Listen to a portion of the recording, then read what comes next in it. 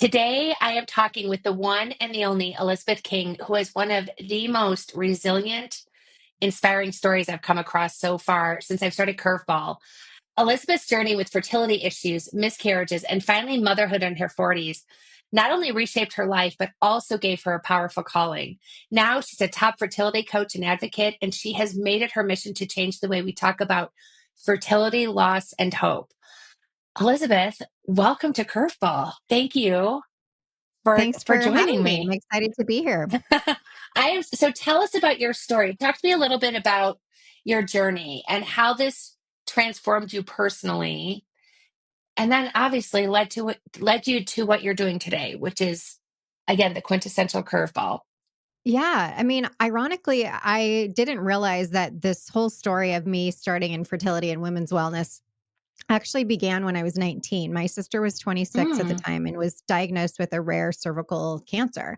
And she was not able to have children. She had a radical hysterectomy. She had just been married 6 months, and nobody on the planet had survived this type of cancer. But all she could focus on was, I didn't mean I didn't want to have kids. They had just got married. So they're like, we're going to have fur babies and, a boat and go skiing.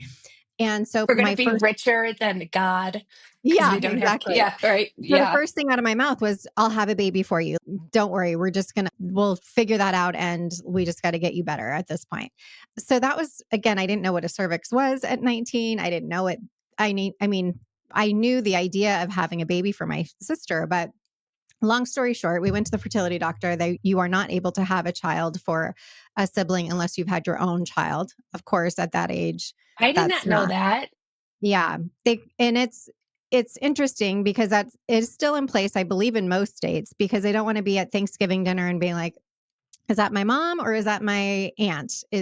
Right. Like it's just a little bit too complicated when somebody doesn't have their own biological child first. And so they do a lot of psychological screenings and whatnot for Wow, that people to is do that. super. I had no idea. Yeah. So anyway, fast forward to at 30, I got divorced. I went to the same fertility doctor and said, I want to freeze my eggs.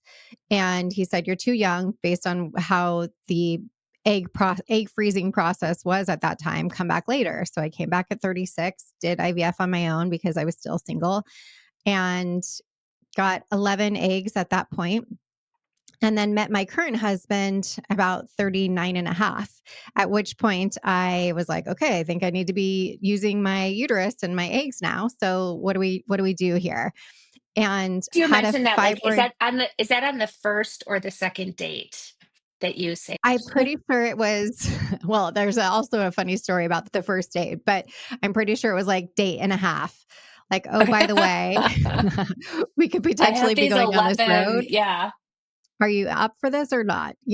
But bless him, he's the best guy in America, and he's been such a rock on through this whole thing. So little did I know at that point what was to come in that journey. So I had a myomectomy, which was getting some fibroids removed during that first, I guess, 6 months of us meeting. My periods had gotten heavier and I knew something was off with my period. I went to my regular Mm. gynecologist and she's like, no, everything's normal. It's just a few small fibroids. I went back to the fertility doctor, the reproductive endocrinologist, and he said, no, you're not getting pregnant because of the location of where these are in your uterus. So they're in the lining. They're not allowing embryo to stick into the uterus. So I had a surgery with a gynecological oncologist because you want to make sure that you're not causing more scar tissue when you do have a gynecological surgery down there if you're trying to get pregnant after. And then at that point I was 40. So the doctor was like, "Okay, you got to start now." We did. We tried the first month and we got pregnant, and I was on a business trip on my knees in that hotel in Atlanta at the Westin Oh, after I got my positive pregnancy test in the bathroom, and just thanked God that I couldn't believe that it happened, and went on with that pregnancy, the first one, kind of blissfully ignorant, I would say, thinking that we had checked the box of, what was kind of getting in the way, and we were gone for the races, so to speak, only to then go on to subsequent losses and pregnancies again, and et cetera, which after that first loss is which led me to really recognizing that people that are going through this journey, men and women, are not prepared for the emotional aspect of fertility and what that means. And Mm, it was when I was doing my D&C, which is where they take the fetal tissue out of the uterus. And we were laying there in one bed getting ready for my surgery. And the couple next to us was so excited talking about their transfer of an embryo. And I remember thinking, oh my gosh, I need to change. I was a life coach at that point for quite a few years. And I said to my husband, I need to really help people in this way because this is crazy. We're not prepared for what this means. We hear about heart attacks, we hear about divorce, we hear about people getting cancer, but we don't really hear about, at least at this time too, people going through an infertility struggle and what that meant. And so right. that's that's kind of where everything shifted and here we are today.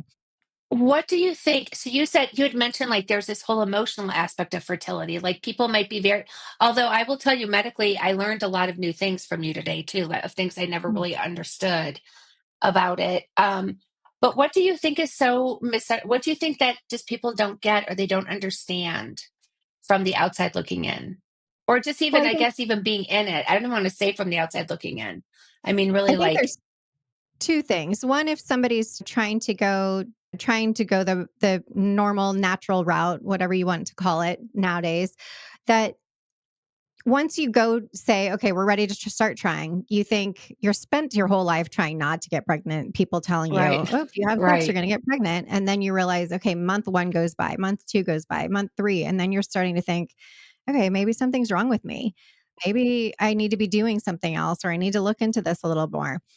We are not taught in school about ovulation and how our actual cycle works and what plays into that. And so I think just that alone, peeing on sticks every month of, am I ovulating? Am I not? Are we supposed to be having sex now? Are we not? It can really put a toll on you to decide, okay, do we need to go forward to a next step? And then once people do make that big step, they think, okay, we're going to go see a fertility doctor. We're going to see what the deal is. And everyone kind of thinks once they go that route, they have to do IVF. And that's not true. mm, It's really, in my opinion, it's really go see a specialist in whatever you're dealing with, right? If you have something wrong with your arm, you're going to go to an orthopedic. If you have something wrong with, you know, whatever, you go to a specialist. right, So in that regard, I feel like you, if you're doing ART, which is artificial reproductive technologies, you still are not prepared for what that means because you think, okay, we finally made this big decision and we're going to do one round and we're going to be pregnant. And unfortunately, that's not always the case either. And right, even the step by step throughout that process, people aren't prepared for because nobody really talks about that. And so the Mayo Clinic did a study a few years ago that showed that people that are on the path of fertility or infertility is the same stress level as a cancer patient. And I say that often to my right, clients and patients because you start to feel like you're going crazy, like this is taking over your life and your mind and whatever. And the truth is, it does because it's so emotionally draining. So that's right, where a coach or somebody who's been through it can help you navigate that so that you do stay in a place where your nervous system is regulated and that your body can still be healthy enough to receive a pregnancy. right. That is, well, I think that that's also so interesting because you mentioned immediately when you said receive a pregnancy. Tell me more about that. I've never heard that term before. I mean, I really believe in the mind, body, spirit aspect of fertility and all things, really, but specifically with this because we're bringing in a new soul into our lives. And Right, so most of us want to get pregnant yesterday when we want to do it, but also there's another soul that is making a choice, in my opinion, to come in at that time and choose those right, parents and choose that time. And so if we aren't fully ready in all those aspects, it makes it a little bit, I don't want to say more challenging, but it doesn't let everything be open, meaning our physical body, right? Our physiology right. of that, our cortisol levels and everything, because our bodies are made if to know if we are in a stress fight or flight situation. That basically means for our Completely. body, do not get pregnant. It is not safe to get pregnant right now. And yes, we're not running through the desert away from a tiger anymore, but most of us are living in states of our mind just taking control of us, thinking that we are Right. running from a tiger in the desert. And so that Right. starts to shut down our body, which then means we're not ready to receive that soul or that pregnancy to come in. Right. So that is, well, it's so interesting because I was talking with someone else about this concept of disequilibrium in my body because I had a brain issue that was causing the muscles in my limbs to waste. And now that it's been, now that it's healing, it's so interesting because I realize now for about 2 years, I was in such disequilibrium, meaning like if I went to exercise, my brain was literally like, what are you doing? We are trying to waste these muscles. Like, and now I feel like I now get stronger from my exercises and things like that. Like where before, if I did a yoga class, like I would be toast for like 2 days afterwards. And now I feel like energized by it again too. So Right. how does somebody know so what typically when do people come to see you? Like what's happening in their body? Like, do they finally just get to this point? Like, I guess I'm trying to understand, like, how does someone recognize if they're operating with, because sometimes, like, that stress and that burnout, especially as women, we just are so used to it, like almost doesn't even register, like, on the scale, on the Richter scale. Yeah. So, like, We what should people be looking out for? Like, how does it show up other than I'm having a hard time getting pregnant? Yeah, it's true. We are so used to living our life in that way, which is hard to sometimes recognize. And that's why it is helpful sometimes for people to say, you might think this is normal, but actually you're going through quite a stressful time right now. And then you're, oh yeah, actually that is kind of a lot. And what can I pare back on that? Most people who come to me are very type A. They have tried everything. They've done all the Right. supplements. They've done all the things and they're They're just like still not power pregnant. producers in all other areas of their life, right? So they're just like, well, of course I'm going to make a fabulous baby, like Oh, yeah. And because then it's I like do this normally. That's just how I live my life, right? And then ex they can't. exactly, and it's a shocking reality of you really start to question everything about yourself because Right. you then to see this reflection of, "Wow, I actually am quite controlling, and the fact that I can't control this is really turning my life upside down," right? So, we start to then kind of dig into all of it that included, but really to say, what can we do to help regulate the nervous system and to lower the Mm, cortisol levels and to right. pull all mind, body, and physical together? Because again, we can't have one without the other. But oftentimes, when people do get a good bill of health, let's say, and they're diagnosed with unexplained infertility, let's say, which basically means they just can't find a reason. All of your tests come back Right. normal.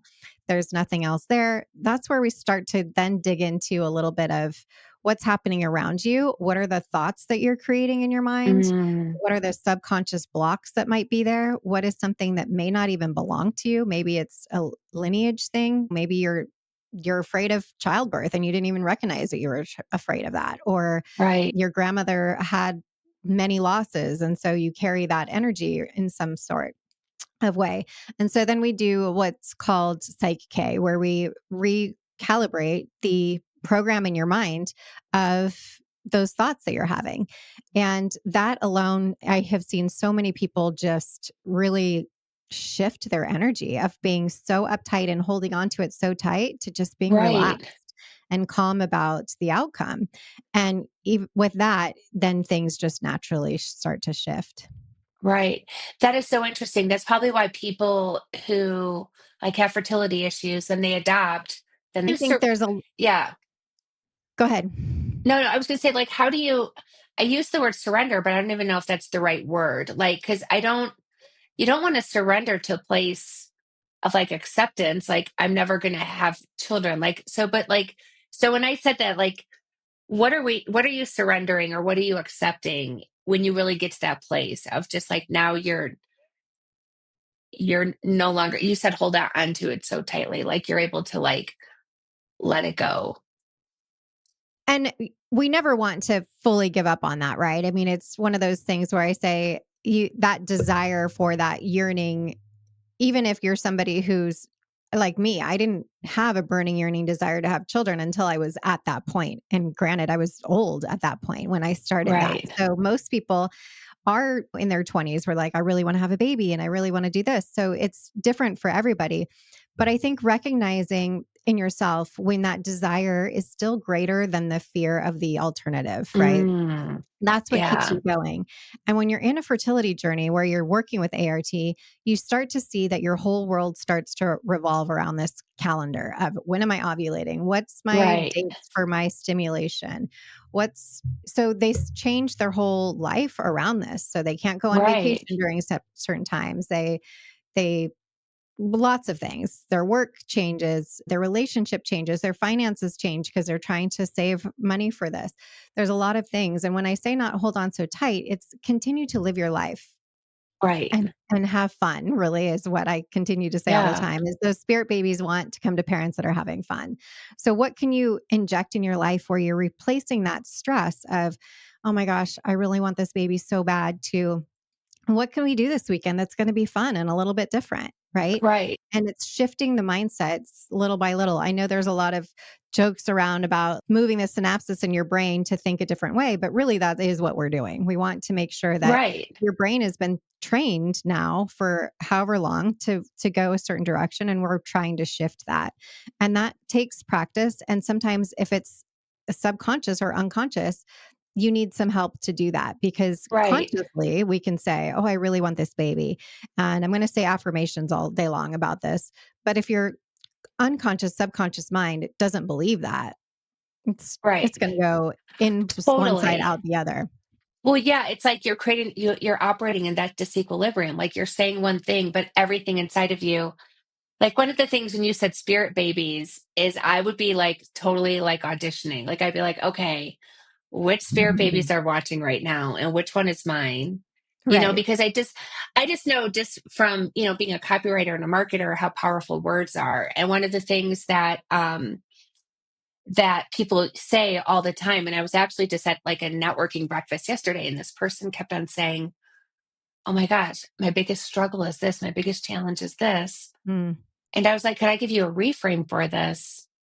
And she was like, weren't we supposed to just be listening? And I'm like, oh no, but it's such a good one. Because I was like, because when we say the word struggle or challenge, we literally are orienting our brain neurologically. It's beyond thought. It's exactly right. It's your nervous system. It's like ready for a problem. So it starts to prepare for problems, which is how do you prepare? You usually protect yourself, right?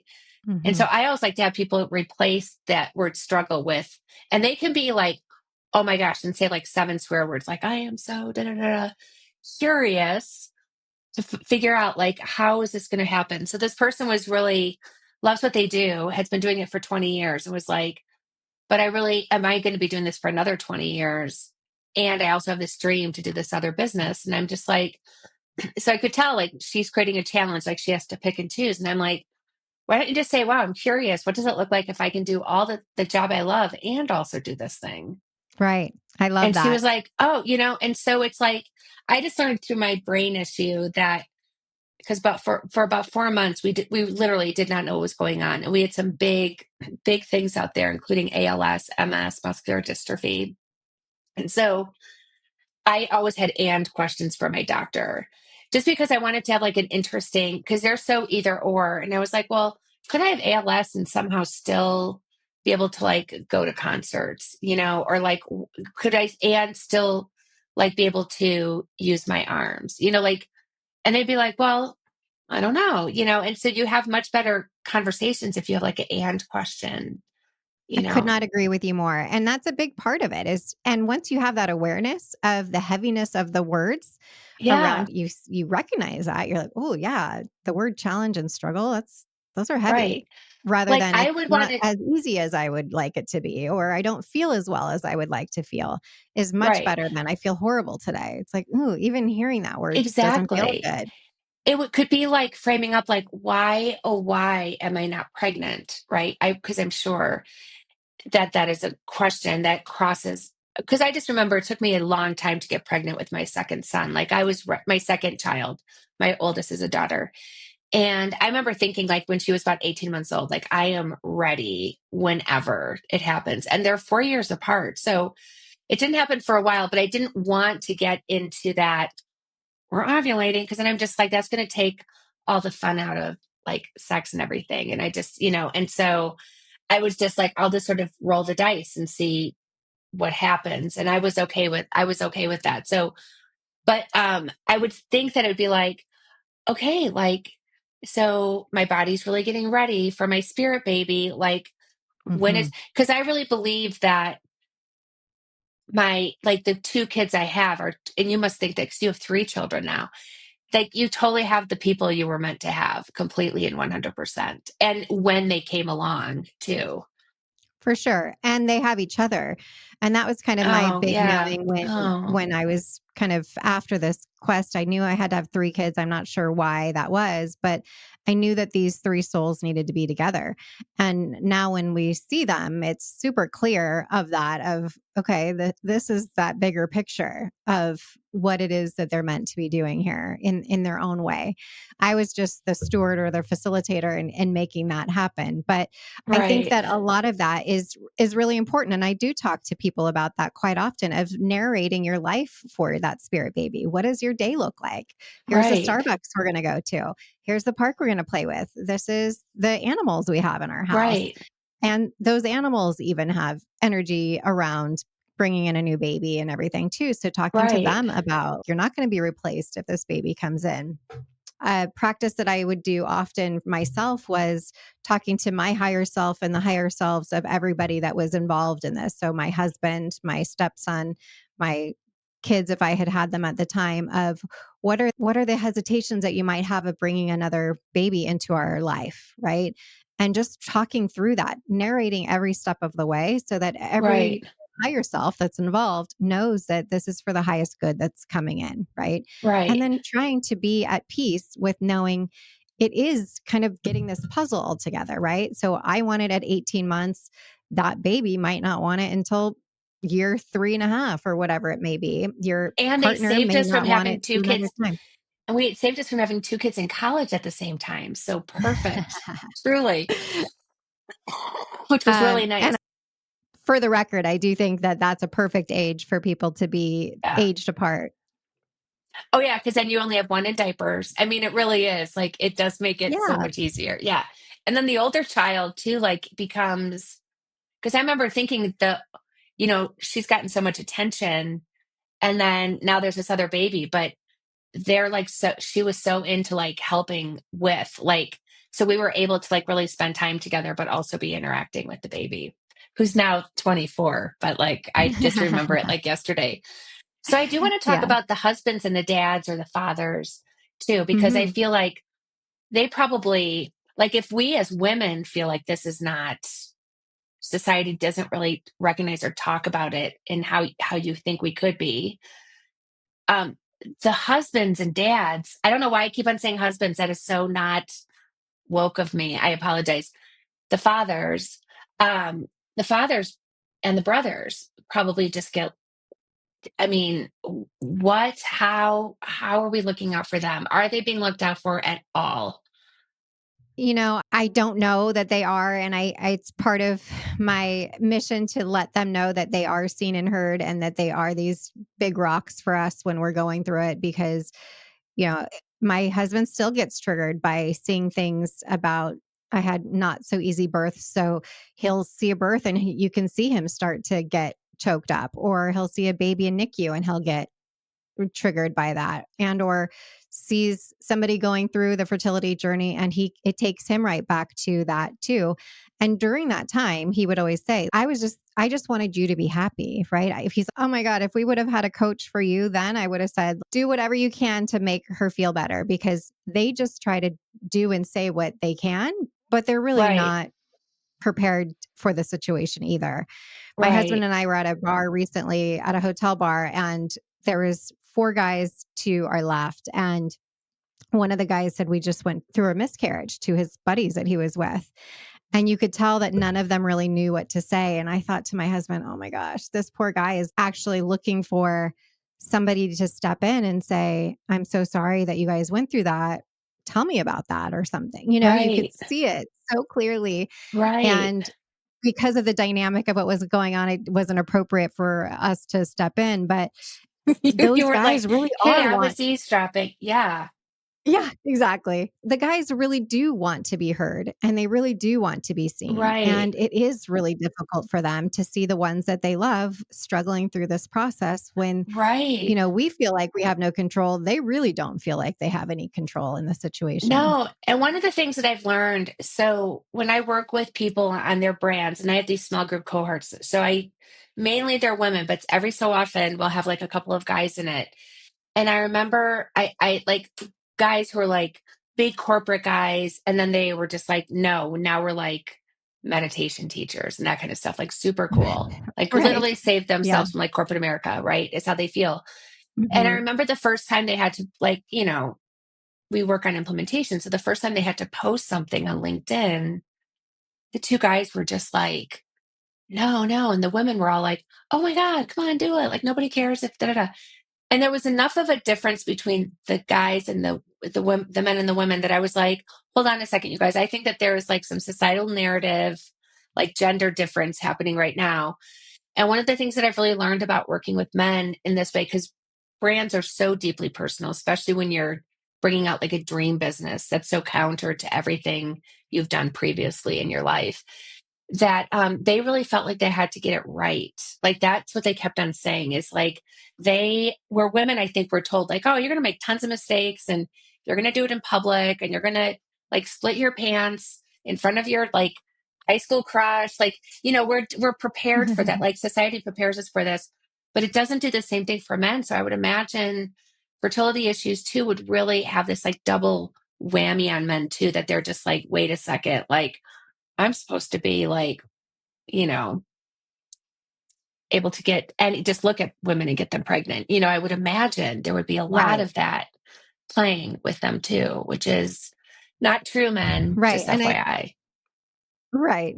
Not true. And we now know that fertility or infertility. I mean, how do we not talk about this before? But yes, I mean, obviously, it's not just all on the women. So we know that a Right. third is women, a third is men, and a third is unknown as to why the numbers are so high with infertility. But when you talk about LinkedIn, even myself posting on LinkedIn and people that work for my husband who are men who reach out to him and say, hey, I just want to talk to you about your wife's post and let you know that my wife and I went through infertility and actually it was on my side. And I think it's so great that this is happening. And really, the amount of men that approach me because of LinkedIn versus women is more. They're whether they've Amazing. supported a woman who went through it or whether they've gone through it themselves, because I think they're just so relieved that somebody is talking about it. Right. It gives them permission. And I think it is one of those confusing things that, they're supposed to have it all figured out and be the strong ones and the ones there, but where do they get their support?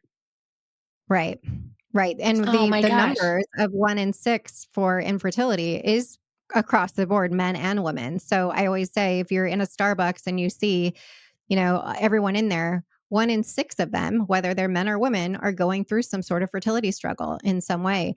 And I think we're so used to just assuming that it's a woman's issue that we don't really recognize that men have just as much of the burden, if not more, because they Right. deal with the idea that they're supposed to be these strong machismo guys who can do whatever. And unfortunately, that's not always the case. So there is some ways of moving forward, I would say, with kids' gloves, so to speak, in a kind way to put it, with men, because it is a Right. new avenue for them. Yeah. Well, and then I want to talk a little bit about stereotypes because you also ran into some some interesting, like I'm going to say, just people like sort of judging you for having kids in your 40s. Oh, for sure. Even my own family was like, why would you want to have more than one? You have one, just stop, especially after the losses, because it Right. was something that they felt was just not attainable, I guess. And I see it Right. all the time with people in their 40s of like, oh, I'm so grateful that I have one that's healthy. I'm going to stop there Right. because, you know, And it And doesn't help that they call it like, I think when you turn 35, aren't you consider like a geriatric pregnancy? Like, right. I remember I was 29 when I got pregnant with my daughter, and it took me a little while.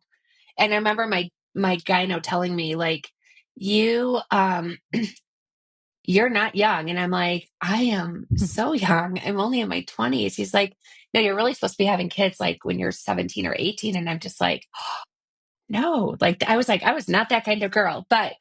Um, but I just thought that was so interesting that I was considered like an old, and then when you're 35, I'm just like, they got to come, as the marketing person says, you got to come up with a better name for that than geriatric. Oh, 100%. Yes. That's And awful. there's Yeah. advanced maternal age, which is a little bit better than geriatric, but still it's when we were growing up, when I was growing up, I should say, if you heard of somebody having a baby over 35, you thought that they were going to have Down syndrome or Right. some other sort of really genetic disease of some one or the other. And now we have come so far. Well, first of all, there's a lot of paths to parenthood now that there weren't 40 years ago. Right. But Right. also, we know so much more about our bodies and science. We didn't even know 10 years ago that we do have the ability to affect change to our egg quality. Yes, we're born with the amount of eggs that we have, but we also know that Wait, I did we not know this. Wait, tell me, enlighten me. Wait, I had no idea. Okay, wait. It makes sense, but like they do make you say like, okay, you're born with your limit and then right. that's it. So I didn't know that you could affect. Okay, continue. I'm so Yeah. interested. I mean, our eggs are just like any other cell in our body, right? So if our body is healthy, the cells are healthy. If our body is sick, usually the cells are sick. And so we know that for eggs specifically, every 120 to 150 days, those eggs, whatever we're doing for them, whether that's diet, exercise, meditation, supplements, whatnot, are going to be affected in that 120 to 150 days after. For men, they get brand new sperm every 65 to 75 days. So for them, it's a totally different ballgame, right? They know what they did last No year. pun intended. Right, exactly. Change everything. For Yeah. us, we don't have the ability to pull it out and look and analyze it, but we do know that we're able to affect the change. So when people come to me and they say, I'm going to do an egg retrieval coming up, my ideal time for them is give yourself that window of 150 days to prepare. Figure out what your body is sensitive to because we know now that inflammation is one of the major causes of aging of eggs. So you can see people, I always use Jane Mm. Fonda as an example. I don't know how old she is. She's not young, but But she like looks late amazing. 80s. Yeah. Yeah, she looks amazing. Granted, that's her genetics, but also she's taken care of her body, right? Right. So we know that not all 40-year-olds look alike. We know that not all 80-year-olds look and operate alike. So the inflammation in our body causes, as we get older, the breakdown of our cells. And so if we can make Mm. sure that we're doing the best we can for our body to eliminate those things that we know cause sensitivities to our body, then in an ideal situation, your eggs quality is better. And that's where I come Right. to say for myself having 3 children over 40 is that is exactly what I did. That is what I practiced. I eliminated only the foods that were sensitive to my body. So for example, eggs, I had a high sensitivity to eggs, but if I were to look up a fertility food diet, eggs are number 1 because of the choline that they carry. Well, for my Right. body, it's awful. I will have diarrhea 9 times a day if I'm having an egg. So it's really important to work with somebody to see, okay, what is ideal for your body? What are the Right. supplements that you need for your body? And that really keeps your over 35 eggs, so to speak, in a place that is healthy and healthier Right. than they could potentially be otherwise. That makes so much sense. And I immediately thought my daughter has an anaphylaxis, like a deadly allergy. And so we Mm, did, and it developed when she was a sophomore in college. And so we did all sorts of different things like allergists, but really the most effective thing that we ever did was natural allergy elimination technique, which I think would be an amazing thing for people to do to understand. Because what made me think of this is like it just so happens that, and it's called NAET, like it just so happens that one of the best people used to be my chiropractor, like when I worked mm, by this off. So she's right here in Denver, which is amazing. She's just like 4'10", inch tall chiropractor who's just absolutely amazing. But she said that like parents will come in because I said, how do you test like toddlers? Because you have to hold the antigen and then they do muscle testing to see if you Mhm. have a sensitivity to it.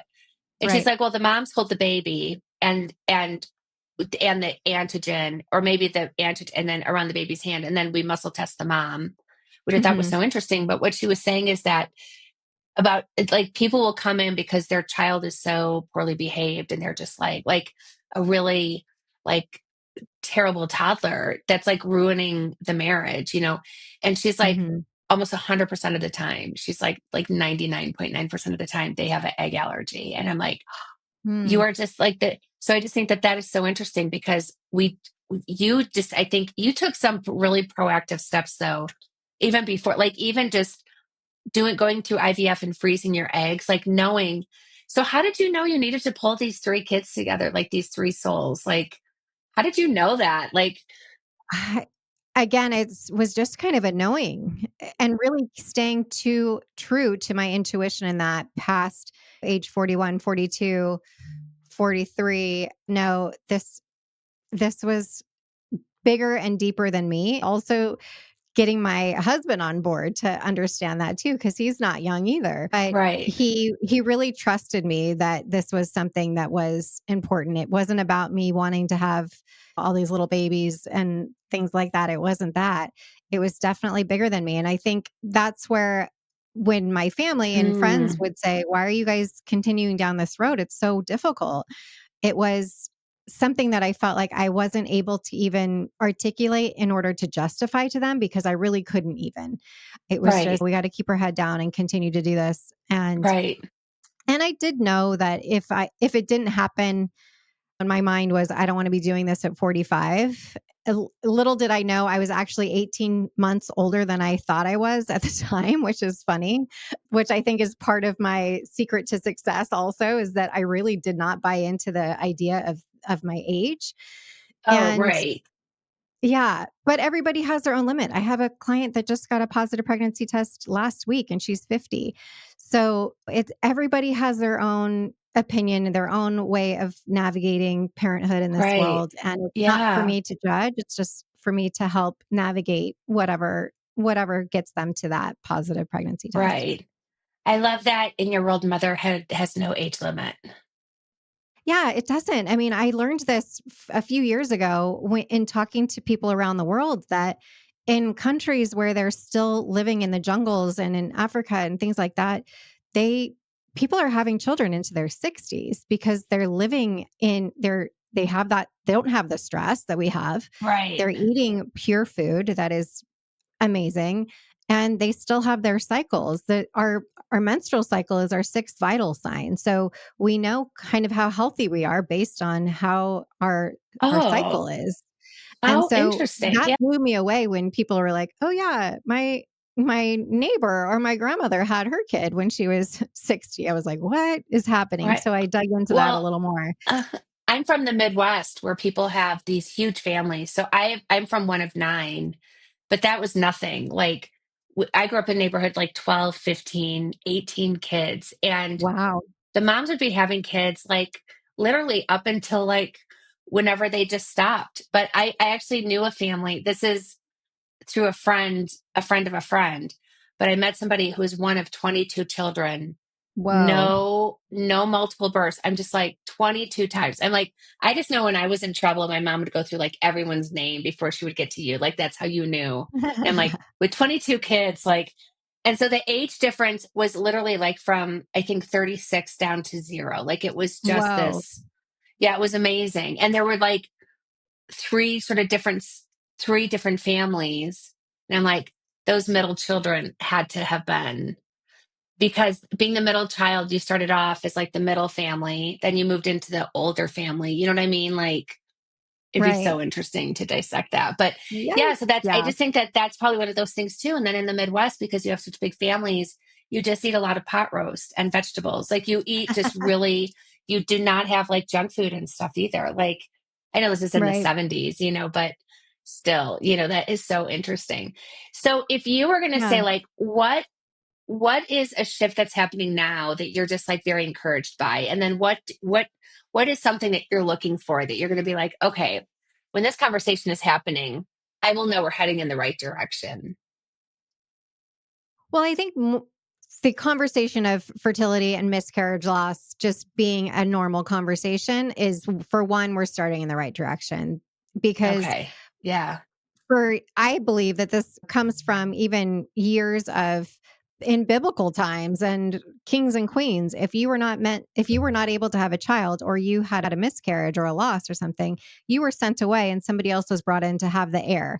So you were automatically made to feel ashamed and guilty and like you were not good enough, etc. So the Mm, fact that we're now saying you do not have to carry on the collective energy of women for thousands of years, right? That is not a thing. So we can step forward from that and say, we don't need to buy into that. So that alone I think is huge, that we're having these open conversations of, okay, I had this loss and it's okay. I mean, there's still families that have these big secrets of pregnancy and miscarriage or stillbirths or whatnot. And it's like, it doesn't need to be a secret anymore. You don't have to be ashamed of that. And it helps to right. educate our future children to say, be aware of these things and you're still going to be okay and you're still worthy if it's not as easy for you as it is for the next person. So Right. that I for starters is huge. The other thing is having the conversations with the daughters and nieces and boys for that matter about what ovulation is and the cycles and why it matters so much and what the cycles are telling us about our body, right? If you have somebody who's really painful with a period, your body is telling you something. Something is not right. Your hormones are off.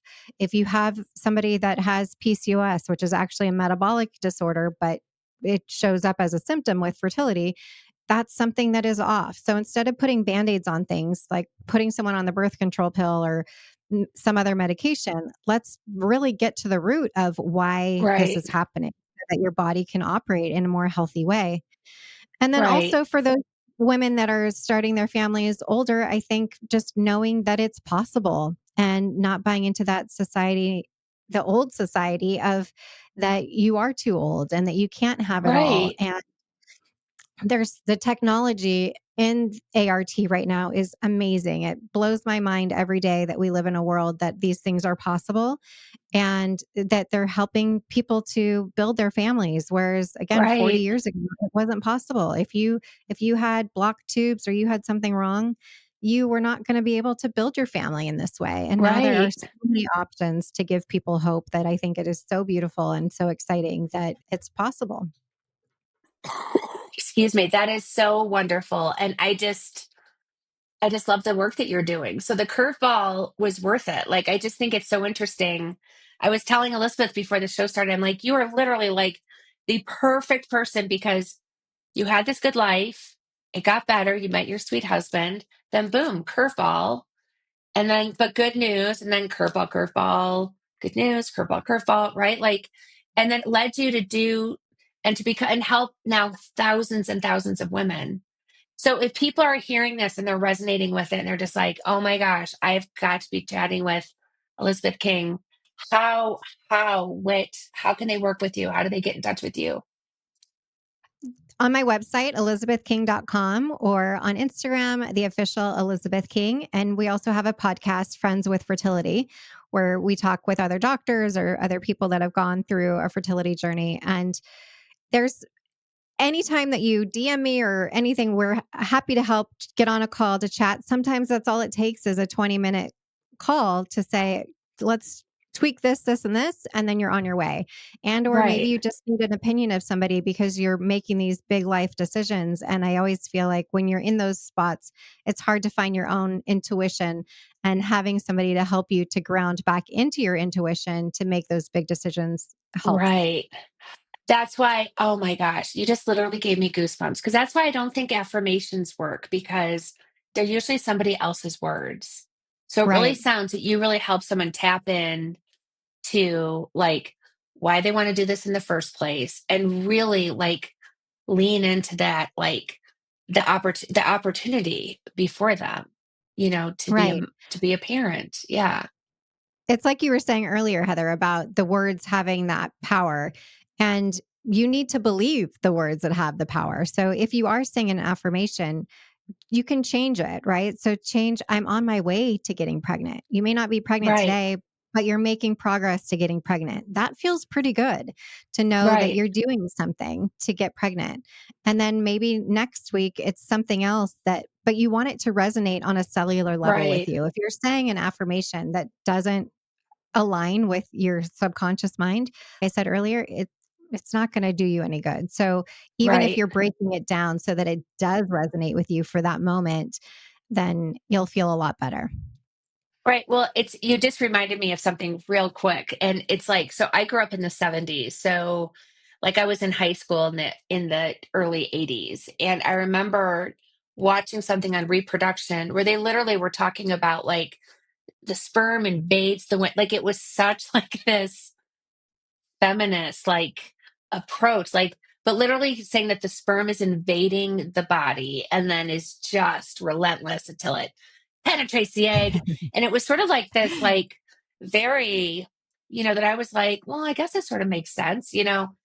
But then I heard what really happens in your body when you're ovulating and how your whole body changes to make it. So I just think even understanding what happens, and we don't even know what's happening. That's the thing. It's like it does it automatically and it prepares and even like changes the texture of the muscles. So like things move faster over it. Like so the sperms have an easier trip, which I'm just like, Yeah, the body's amazing. it truly is amazing. And It's then a miracle boom, that yeah. everything can happen to get pregnant. Yes. And just like you have a baby and it's born with fingernails. What? I Like, know. how? How? I'm just like, I was not a, of course, that would have been worse if they were born without fingernails. You'd be like, what? But the fact that I'm just like, when did that happen? Like, they come out really That's pretty funny. The fully fingernails thing formed. is something that I always think about too. The fingernails. Well, my daughter, she was breech and so she, like, her head was over to the side. So when she was 1 week old, like even the wisdom, like her body knew, wait, we're not in the right position. So like her hips stopped developing, which is amazing. So she Mm, had to wear this harness for about 8 weeks after she was born. But they had to take a X-ray of her neck to make sure that the issue to see if it was muscular or skeletal. And like all the baby teeth are there just waiting to come in. And I'm like, that's even it's more incredible. significant than the fingernails. I was like, what? Yeah. What? What? How? I feel so fortunate and honored to be on the journey with so many people and see these babies born Yeah. and siblings born, and it's so fun. Oh, that's so wonderful. Elizabeth, from the bottom of my heart, thank you so much for being on Curveball. Thank you for having me and bringing awareness to this situation. Oh my gosh, my pleasure.